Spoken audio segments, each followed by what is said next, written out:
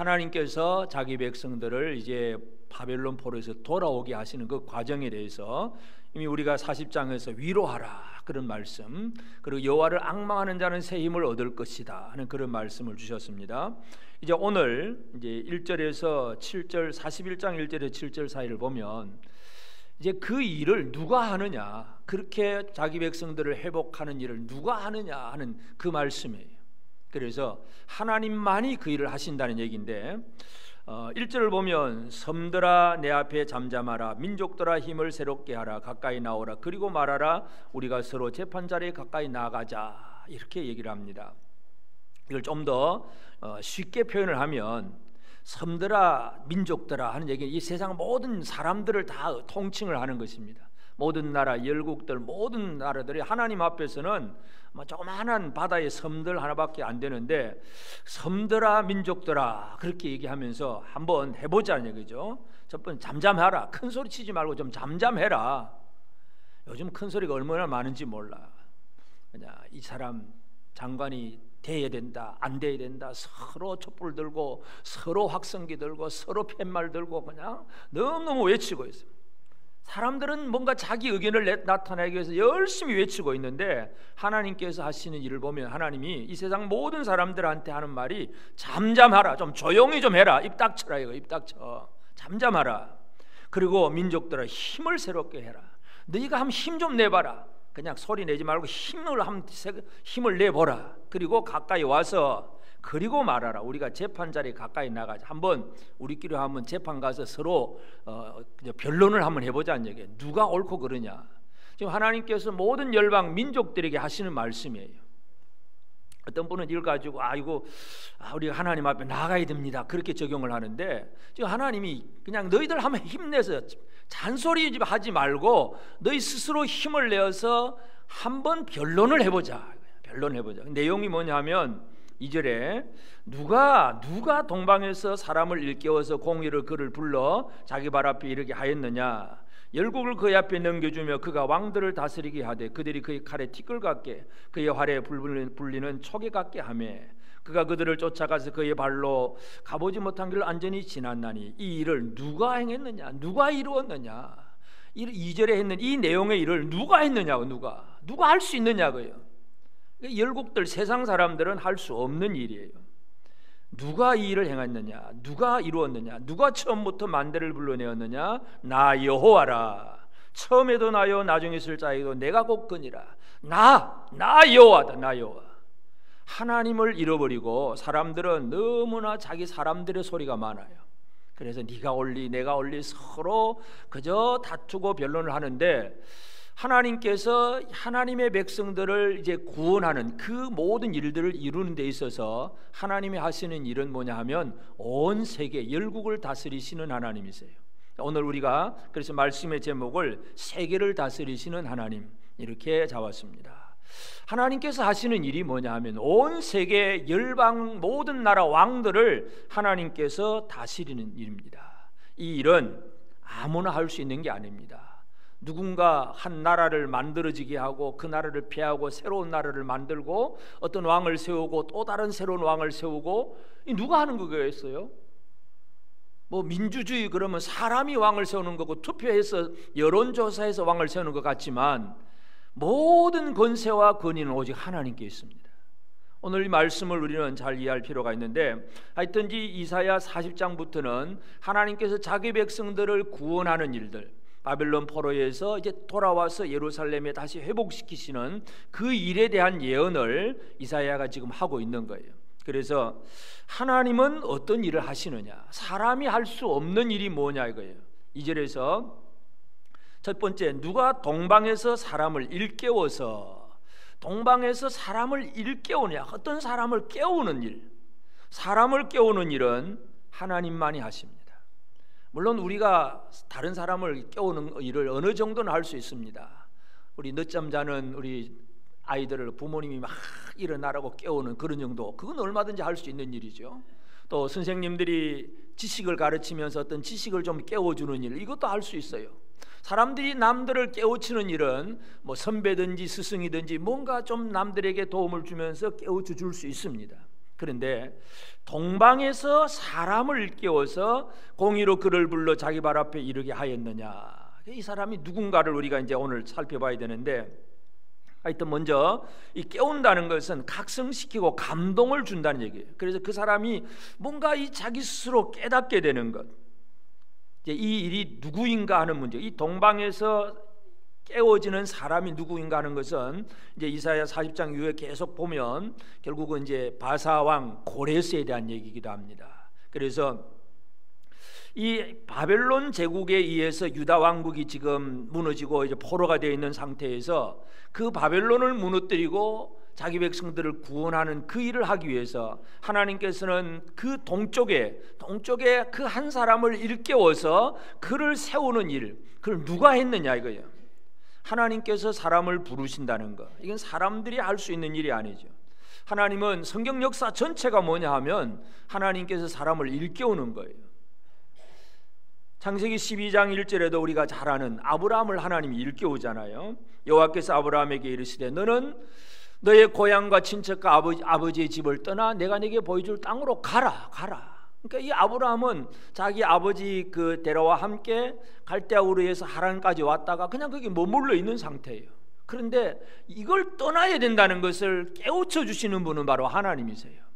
성경 역사 속에 아브라함뿐만 아니라 예를 들어서 모세는 그 미디안 광야에서 40년 목동 생활을 하고 있는데 그 호렙산에 가시덤불에서 불이 붙는 그 모습을 보여주면서 모세와 대화를 하잖아요.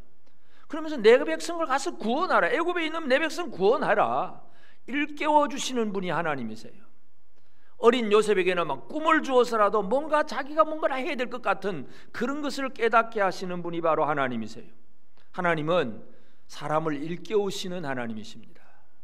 하나님은 이 땅에 필요한 모든 있던 세계 역사를 이루기 위해서 한 사람 한 사람을 들어서 일깨워서 그가 깨닫게 하고 자기 사명이 무언가를 알게 하고 그 일에 헌신할 수 있도록 사람을 깨우시는 분은 바로 하나님이십니다. 이 하나님을 우리가 먼저 이해를 해야 됩니다. 그리고 이제 이 하나님께서 그 동방에서 사람을 일깨워서 공의로 그를 불러 자기 발 앞에 이르게 하셨느냐. 일깨워서 이제 네 마음대로 하라 그 얘기가 아니라 그를 자기의 발 앞에 부르게. 발 앞이라고 하는 게 뭐겠어요?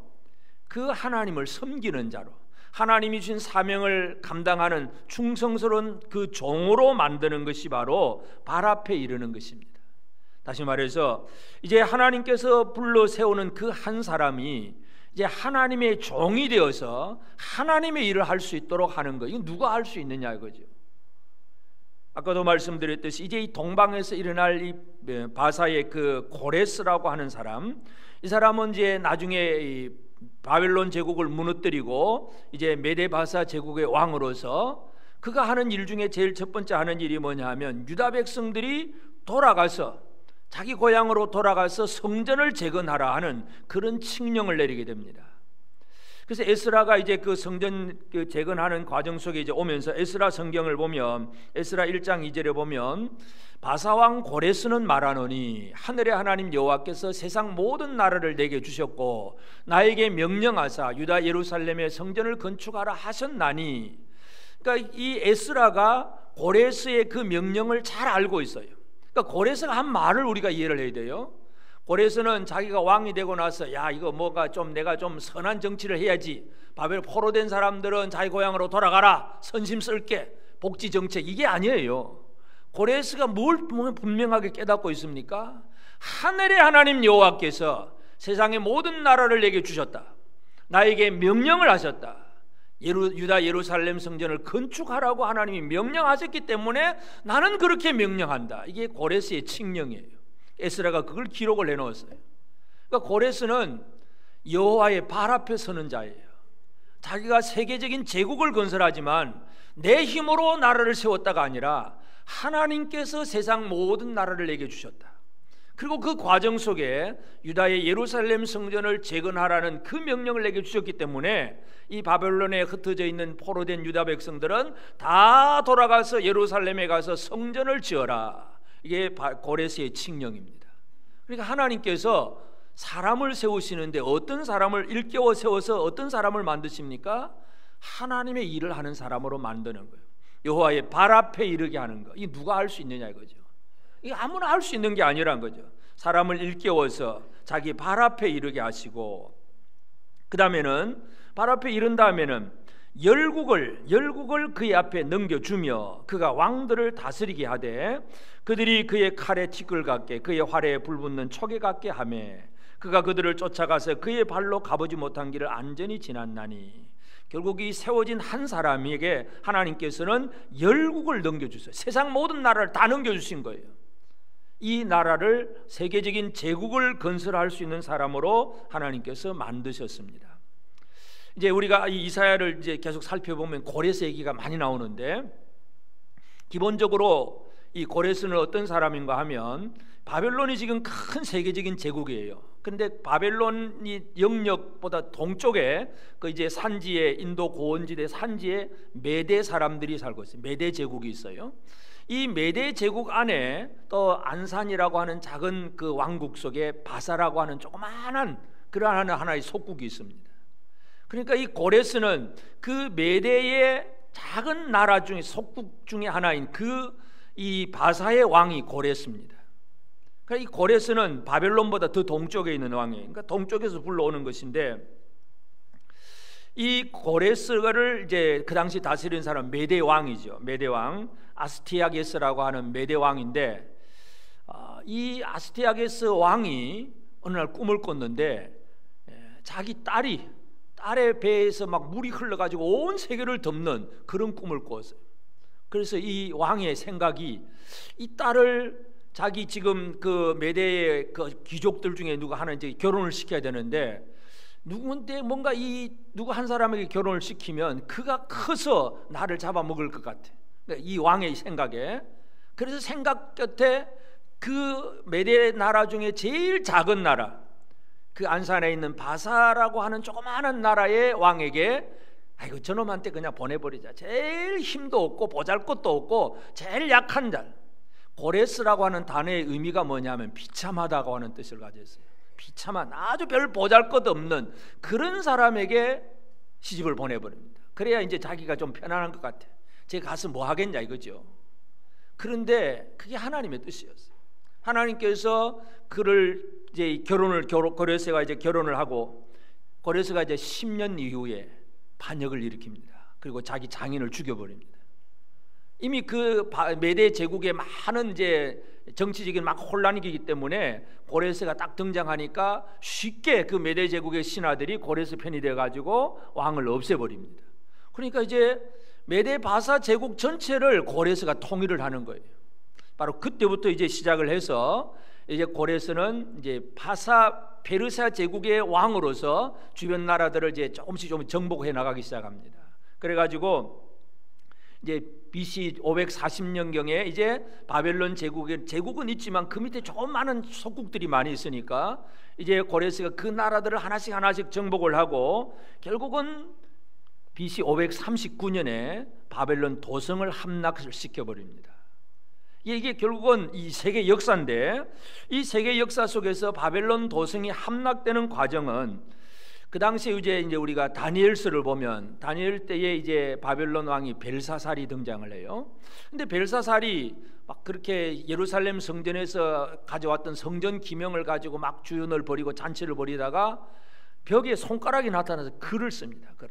손가락이 글을 쓰는 것을 보고 깜짝 놀라가지고 벨사살이 그냥 막 그렇게 무릎이 그냥 서로 부딪힐 정도로 깜짝 놀라는데, 그러면서 이제 누가 글을 읽을 수가 없어요. 그래서 누가 이 글을 읽어주겠냐고 이렇게 알아보니까 결국은 그동안에 이제 좀 처음에는 그 느부갓네살에게 이제 총애를 받던 다니엘이었지만 그 다음 왕으로부터는 좀 멀어졌어요. 다니엘이 저 쉽게 말해 뒷방늙은이처럼 되어 있었는데, 그런데 다니엘이 지혜롭다는 얘기를 누가 해주어서 결국 다니엘이 등장을 해서 그 글을 읽고 해석을 해줍니다. 메네 데겔 우바르신, 이 얘기를 해줍니다. 다니엘서 5장 5절에 보면 그때 사람의 손가락들이 나타나서 왕궁 촛대 맞은편 석회벽에 글자를 쓰는데 왕이 그 글자 쓰는 손가락을 본지라. 그 메네 데겔 우바르신이라고 하는 글자를 쓰면서 다니엘이 해석을 해줍니다. 이게 도대체 무슨 뜻이냐 물어보니까 메네라고 하는 뜻은 메네 어떤 시간을 재는 거, 시간. 그래서 시대를 저어서 이제는 이 시대가 끝입니다 하는 그 얘기예요. 메네하는 건 바벨론 시대가 끝났다는 얘기고, 데겔이라고 하는 것은 저울에 달아보는데 이 왕이 모자란다, 함량 미달, 부족하다는 얘기예요. 이거는 쓸모없는 거예요. 그래서 그 다음에 우바르신, 이 우바르신은 이제 복수형인 거. 데겔, 베레스라고 하는 단어는 둘로 나누어진다. 나라가 둘로 나누어져서 메데 바사 제국으로 완전히 이제 다 복속되는 그런 것이라고 하는 것을 다니엘이 해석을 해줍니다. 여기서 우리가 기억해야 될 것이 뭐냐 하면 하나님께서 결정하신다는 거예요. 하나님께서 시간을 재보시고 하나님께서 무기를 달아보시고 이제 너는 끝! 그러면 끝이에요. 그때 벨사살 왕이 이 글을 해석해 주면은 나라의 셋째 치리자를 삼겠다 그랬어요. 셋째 치리자라는 얘기는 뭐냐 하면 그때 이 벨사살보다 그 더 위에 있는 나보니데스라고 하는 그러한 왕이 있어요. 나보니데스는 지금 원정종이에요. 더 정복을 하기 위해서, 나라를 정복하기 위해서, 더 크게 하기 위해서 먼 곳에 정복 전쟁을 하러 간 동안에 이제 이 바벨론 도성을 다스리는 사람이 바로 벨사살이었어요. 그러니까 첫째는 나보니데스고 두 번째는 벨사살이니까 이 글만 해석해 주면 셋째 치리자로 삼겠다고 했어요. 그런데 그날 다 망합니다. 이 바벨론 제국 고레스 왕이 바로 그 도성을 완전히 그날 저녁에 멸합니다. 물론 그 과정도 이 도성 주변에는 막 운하를 파가지고 막 물이 있어서 함부로 들어올 수도 없는데, 성벽 두께도 얼마나 두꺼냐 하면 성벽 두께가 마차가 둘이 비껴갈 수 있을 정도로 성벽이 두꺼워요. 그 성벽이 외성도 있고 안에 내성도 있고, 외성 하나 넘어도 또 안에 내성이 하나 있어서 군사력을 가지고는 도무지 바벨론 도성을 깨뜨릴 사람이 없는 거예요. 근데 이 고레스가 그 성 안으로 들어가는 물길을 다 막아버리고 다 물로 다른 데로 보내버리고 물이 들어가는 수구 통로를 가지고 그날 밤에 바로 들어가서 완전히 무혈 입성을 해버립니다. 완전히 접수를 해버려요. 그러니까 바벨론이 그렇게 쉽게 무너지는 거예요. 도대체 무너지지 않을 것 같은, 더더욱 무너질 수 없는 그런 성인데도 하나님께서 너는 끝 그러면 무너지는 것입니다. 하나님은 어떤 분이십니까? 하나님은 열국을 주시는 분이에요. 고레스에게 열국을 주세요. 그래서 모든 나라들이 그때부터 페르시아 제국이 점점 더 강성해지기를 시작을 합니다. 이게 하나님께서 하시는 일이에요. 그러니까 지금 고레스라고 하는 이름은 이제 나중에 이사야 한 45장쯤 이제 이름이 등장을 하는데, 벌써 이제 하나님께서 자 동방에서 사람을 일깨워서 공의를 불러 자기 발 앞에 이르게 하고 열국을 그에게 물려준다, 넘겨준다. 이건 누가 하느냐? 누가 하느냐? 이 세계의 역사를 움직이는 일을 누가 하느냐 이거요. 누가 할 수 있어요?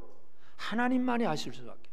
하나님만이 온 세계 역사를 주관하신다는 것, 이것을 지금 얘기하고 있습니다. 그래서 오늘 우리가 예수를 믿는다는 것, 우리가 하나님을 섬긴다고 할 때 우리 하나님이 어떤 분이신가를 다시 한번 기억을 해야 됩니다. 우리가 창조주 하나님 뭐 다 여러 가지 많은 얘기를 하지만 지금도 마찬가지예요. 지금도 온 세계 역사를 하나님이 주관하고 계신다는 것을 기억을 해야 됩니다. 우리 하나님의 뜻을 알고 하나님 앞에 어떻게 쓰임 받느냐가 가장 중요해요. 그래서 하나님께서는 동방에서 사람을 일깨우고 그가 종으로서 역사하도록 그의 발 앞에 이르게 하고 그에게 모든 것을 넘겨주실 수 있는 그 하나님이십니다. 그리고 그 하나님을 이 땅에 오신 예수 그리스도가 더욱더 분명하게 우리에게 보여주셨어요. 그러니까 예수님은 이 땅에 오셔서 이 모든 것을 다 주관하신 하나님이에요. 하나님께서 그 4절 뒤에 보면 자, 이 누가 이루었느냐 그러면서 누가 처음부터 만대를 불러내었느냐? 나 여호와라. 처음에도 나요 나중에 있을 자에도 내가 곧 그니라. 세계 역사 모든 시간을 주비하시는 분도 하나님이세요.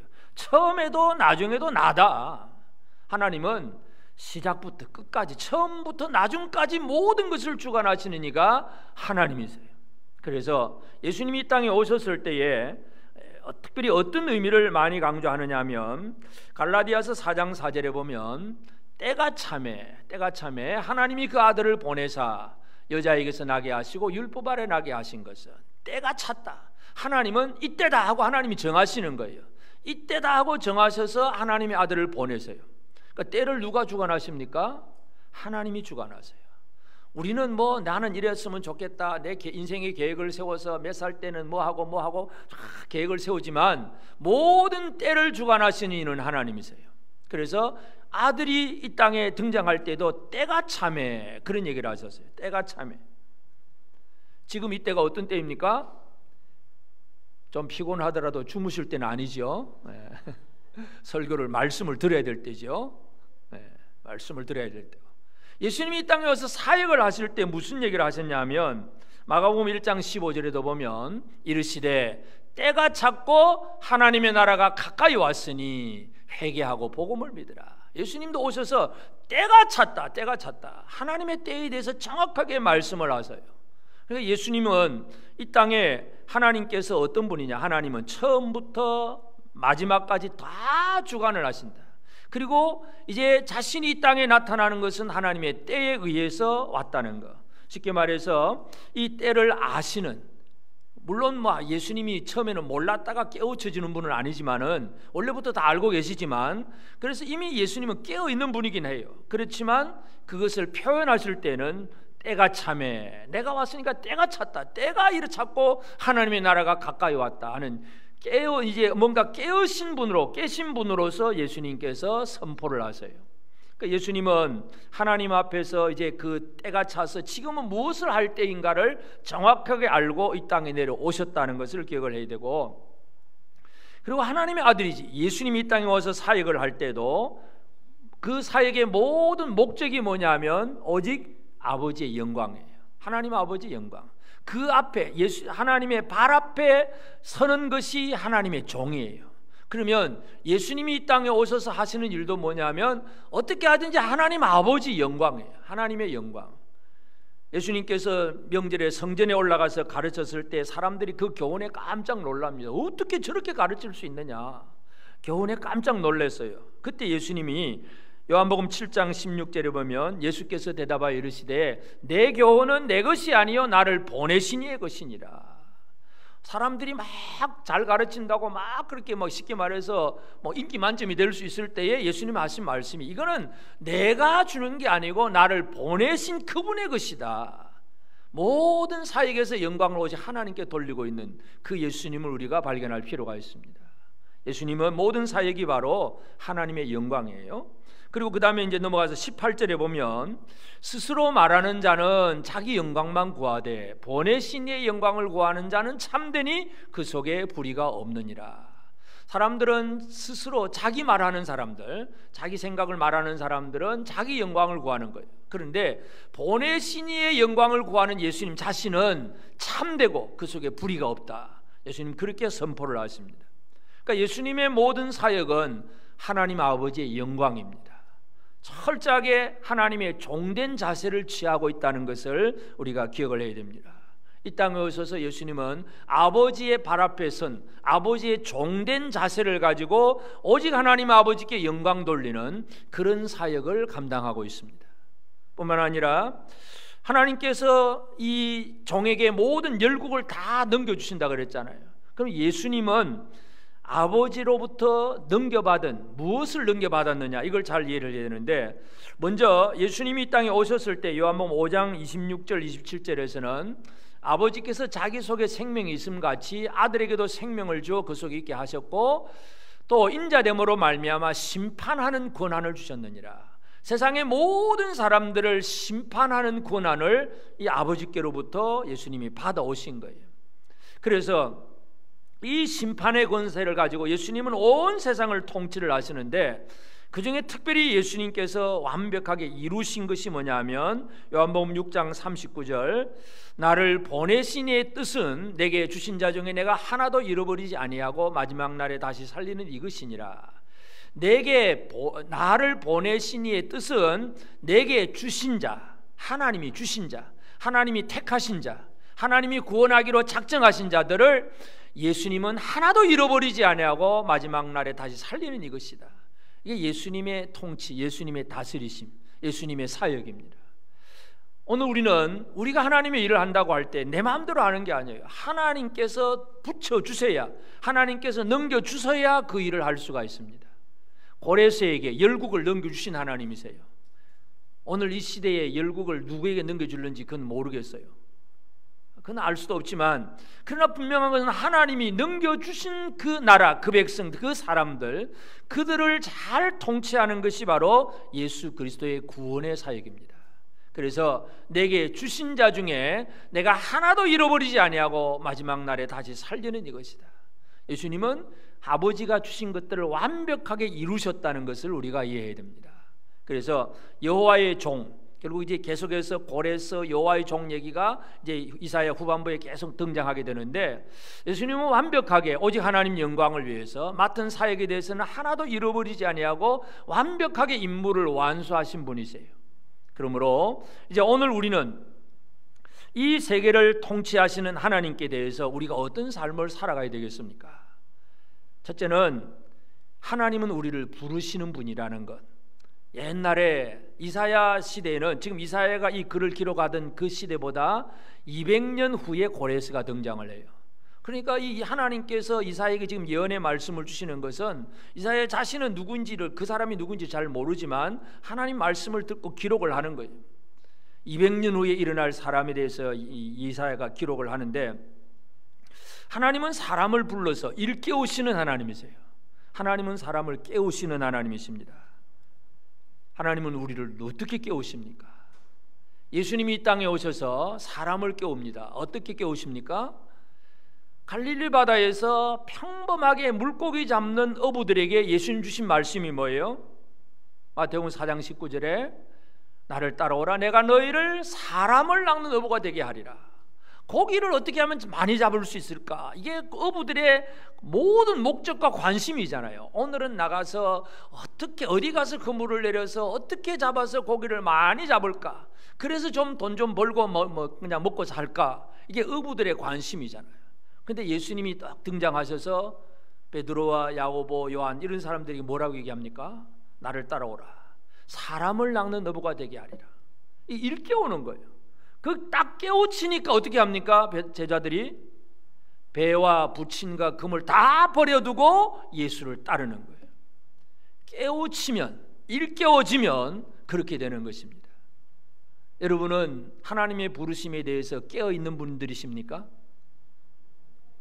하나님이 나로 하여금 무엇을 하게 하시는구나, 하나님은 이 시대에 나로 하여금 무엇을 하게 하시는구나, 깨어있다는 거, 이거 얼마나 귀한 일인지 모릅니다.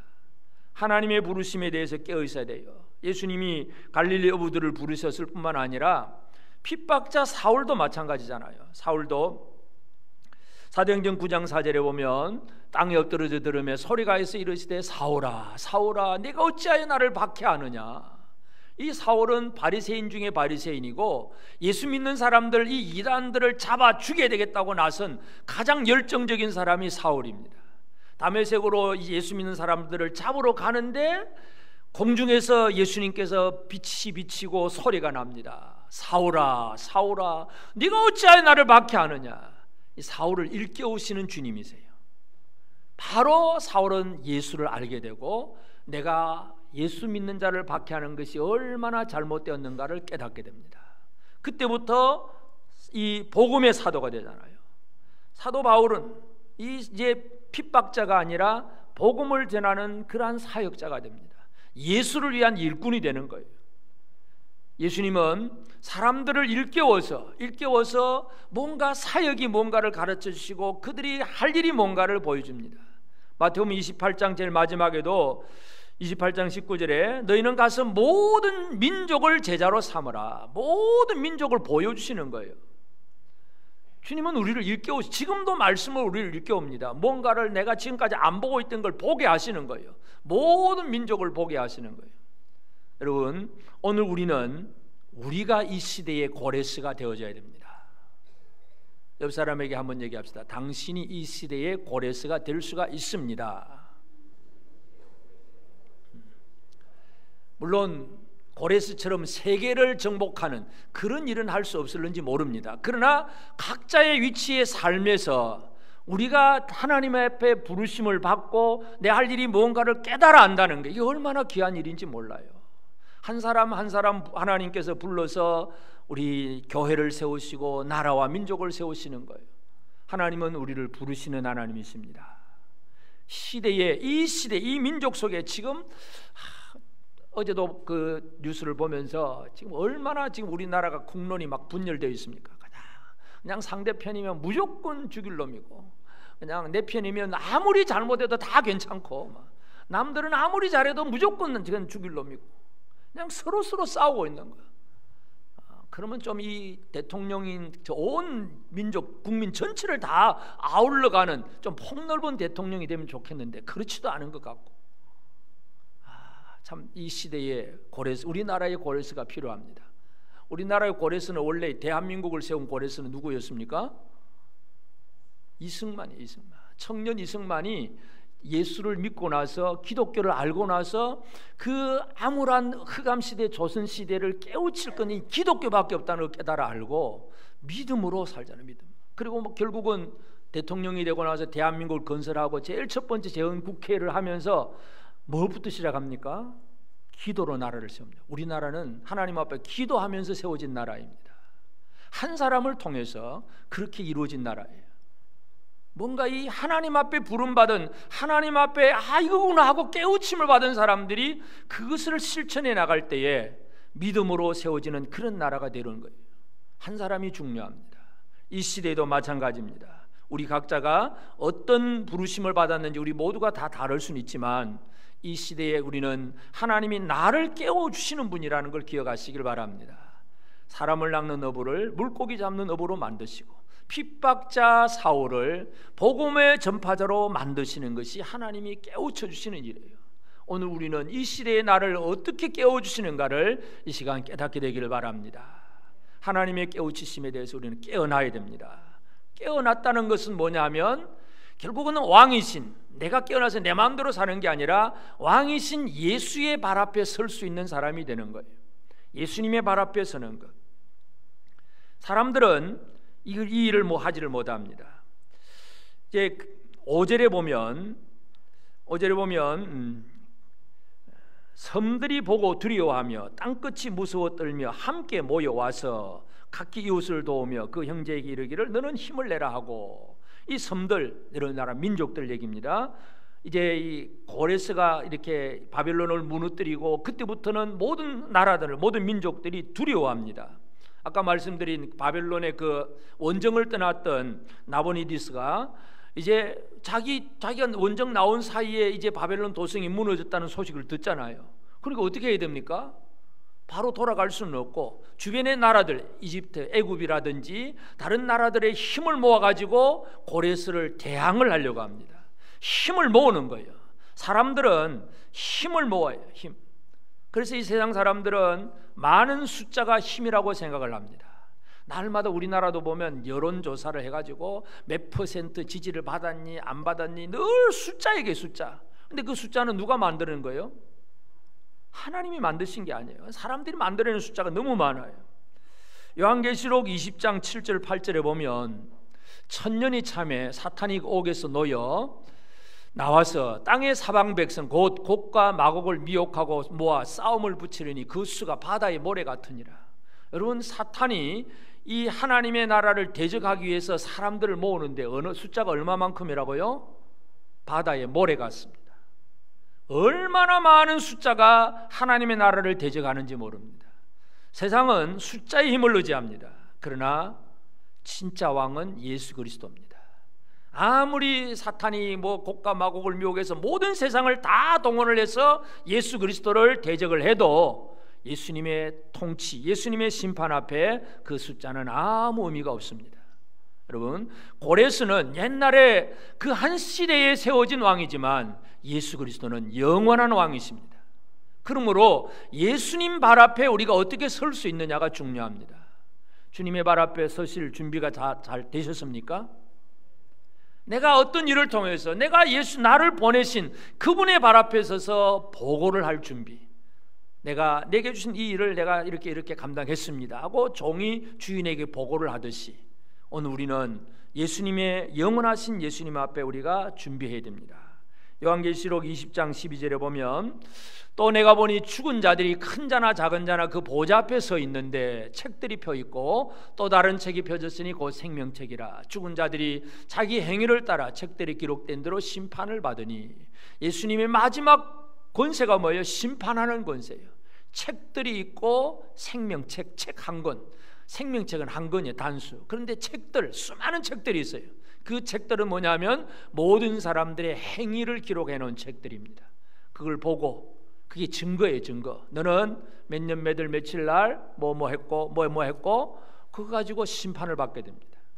여러분의 행위는 주님 앞에 어떤 상을 받기로 기대가 되십니까? 벌을 받을 수 있을 것 같아서 좀 무섭습니까? 상 받을 수 있다고 생각하십니까? 잘하였도다, 착하고 충성된 종아, 이 말을 들을 수 있다고 믿으십니까? 아멘 안 하시네요. 여호와 앞에서는 그 고레서, 예수 왕 앞에, 왕이신 예수 앞에 우리는 주님의 종된 자세로서 우리에게 맡긴 사역을 제대로 감당했을 때에 잘했다, 착하고 충성된 종아, 이 얘기 들어야 되지 않겠습니까? 우리는 깨어 있어야 되고, 깨어 있어서 우리의 사역들을 제대로 감당할 때에 결국 우리는 영원한 왕이신 예수 앞에 제대로 서야 합니다. 그리고 그렇게 하기 위해서 우리가 할 일이 뭐냐 하면, 여기 지금 많은 사람들이 모여와서 하는 일이 뭐예요? 마지막 7절에 보면 목공은 금장색을 경려하며 망치로 고르게 하는 자는 매질꾼을 경려하며 이르되 땜질이 잘 된다 하니 그가 못을 단단히 박아 우상을 흔들리지 아니하게 하는도다. 사람들의 힘쓰고 애쓰는 노력이 뭐예요? 우상 만드는 일. 고대의 많은 나라들이 전부 다 우상, 신전 만드는 데 열심입니다. 각자 각 민족마다 다 신들이 있어요. 다 우상들이 있어요. 바벨론에 말뚝신이 있었고, 하여튼 모든 나라들은 우상을 만듭니다. 그러니까 나보니두스가 다시 고레스를 이제 다시 대항을 하기 위해서 주변 민족들을 또 이렇게 설득을 해가지고 그들의 또 우상을 만들어내는 거예요. 그래서 이 신이 우리를 구원해 줄 거다. 그것이 세상의 정치고 그 당시의 얘기들인데 지금도 마찬가지입니다. 눈에 보이는 우상은 없는지 몰라도 어떤 주의, 이념, 신조 이런 걸 가지고 이것 때문에 우리가 잘 살 거다, 그렇게 생각을 하면서 대항을 하고 대적을 한다는 거예요. 인간의 수단과 방법, 금장색, 솜씨 좋은 금장색, 목공, 그래서 격려를 해가면서 잘한다 격려도 해가면서 하여튼 신상을, 아주 우상을 멋있게 만들고 크게 만들고, 그래서 이 신이 이제 우리를 도와줄 거야. 사람들은 그렇게 삽니다.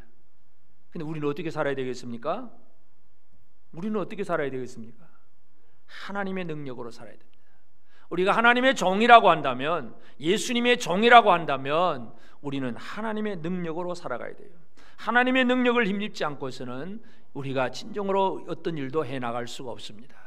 그리고 우리는 우리에게 맡겨준 사명에 대해서 좀 더 정확하게 깨닫는 것이 중요합니다. 핍박자 사울이 결국은 이제 예수를 알게 되고 자기 자신의 사명이 뭔가를 깨닫잖아요. 로마서 15장 16절에 보면 이 은혜는 곧 나로 이방인을 위하여 그리스도 예수의 일꾼이 되어 하나님의 복음의 제사장 직분을 하게 하사 이방인을 제물로 드리는 것이 성령 안에서 거룩하게 되어 받으실 만하게 하려 하심이라. 자, 바울은 자기의 사명이 뭐라는 걸 알고 있습니까? 복음의 제사장 직분. 그 중에 특별히 누구입니까? 이방인을 제물로 드리는 것.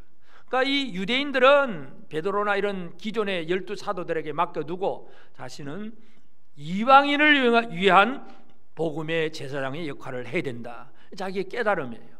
그래서 열심히 다니면서 선교하잖아요. 사역이 뭔가를 알고 하나님의 능력으로 사역하는 것이 바로 사도 바울 얘기입니다. 오늘 우리도 마찬가지 주님이 나로 하여금 무엇을 하게 하셨는가 우리가 깨닫는 사람들이 되어지기를 바랍니다. 하나님은 일깨운 한 사람을 통해서 하나님의 놀라운 일을 이루세요. 그래서 오늘 우리는 이사야 41장을 통해서 하나님의 백성들이 유대 바벨론에 포로되었던 백성들이 예루살렘으로 돌아가고 그들이 회복되는데 이거 도대체 누가 한 일이냐, 누가 할 수 있느냐, 사람으로 할 수 있는 게 아니다. 모든 것은 하나님의 손에 달려 있다는 것, 성경은 그 얘기를 하고 있습니다. 우리의 모든 삶도 마찬가지입니다. 우리가 잘 살고 못 살고 앞으로 어떻게 살고 모든 것을 주관하시는 이는 오직 하나님이십니다. 그 과정 속에 하나님은 우리를 일깨워서 우리가 해야 할 일이 뭔가를 알게 하십니다. 그 일에 제대로 쓰임 받는 것, 이것이 우리가 해야 될 사명입니다. 그래서 하나님께서 이 고레스라고 하는 한 사람을 이제 등장시켜서 자기 백성을 구원하는 일에 쓰셨다는 이 사실들을 한번 기억하면서, 섬들아 내 앞에 잠잠하라, 민족들아 힘을 세우고 서로 한번 변론해보자, 한번 따져보자. 인간들이 서로 자기 의견 좋고 뭐 자기가 옳고 자기 힘이 세다고 하지만 하나님 앞에 아무것도 아닙니다. 오직 하나님께서 나로 하여금 무엇을 하게 하시고 어떤 일을 하게 하신지 깨우침을 받는 것, 일깨우는 사람이 되시기를 원합니다. 옆 사람에게 우리 한 번 더 격려를 합시다. 당신이 이 시대의 고레스가 될 수가 있습니다. 깨어있는 사람, 하나님 앞에 충성하는 사람, 하나님 주신 사역을 제대로 감당하는 고레스라서 오늘 우리가 각자의 사역들을 감당하는 우리 모두가 되어지기를 바랍니다.